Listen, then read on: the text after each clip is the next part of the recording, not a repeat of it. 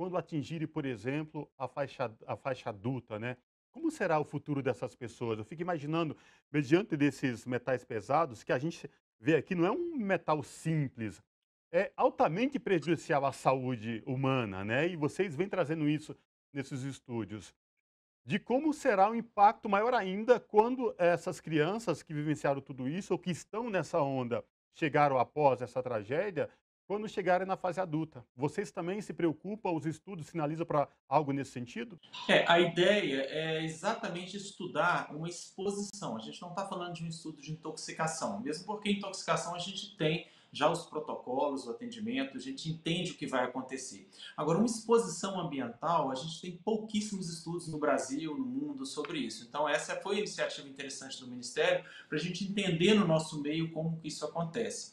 E, como você falou, Cosmo, essa faixa etária escolhida para o estudo seria de 0 a 4, mas a gente atrasou para entrar um pouco por causa da pandemia, né? Infelizmente, era impossível chegar no campo e coletar esses dados mais próximos do rompimento. É exatamente a faixa etária mais vulnerável a esses poluentes ambientais. Então, o objetivo do estudo foi exatamente verificar se haveria diferenças de concentrações do metal em relação ao neurodesenvolvimento infantil.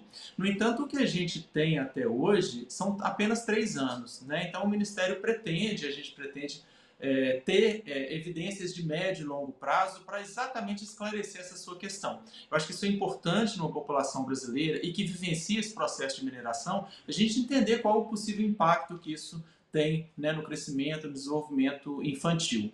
Em relação a essas crianças que a gente acompanhou, a gente percebeu, inclusive, a parte das crianças ela é coordenada pela professora da UFRJ, a professora Carmen Frois, e a gente percebeu uma redução do percentual de crianças sob risco de desenvolvimento, pior desenvolvimento. Então, isso é uma vantagem do estudo, né? Então, isso melhorou muito de 21 para 23. E uma das hipóteses, na verdade, é que as crianças retornaram à escola, ao convívio social, porque isso foi tudo retirado. Então, a gente fala que Brumadinho tem uma dupla carga, né? Eles tiveram um rompimento e depois teve a pandemia. Então, eu tenho ali uma dupla carga de problemas que pode estar refletindo, então, nessas crianças. Então, a partir de agora, digamos assim, a criança voltando ao seu convívio escolar, social, a gente acompanhando por mais tempo, pode ser que isso fique um pouco mais claro, né? Se de fato esses metais ou outros poluentes podem estar associados com esse desenvolvimento. Mas isso de fato é uma preocupação que a gente vem trabalhando no projeto.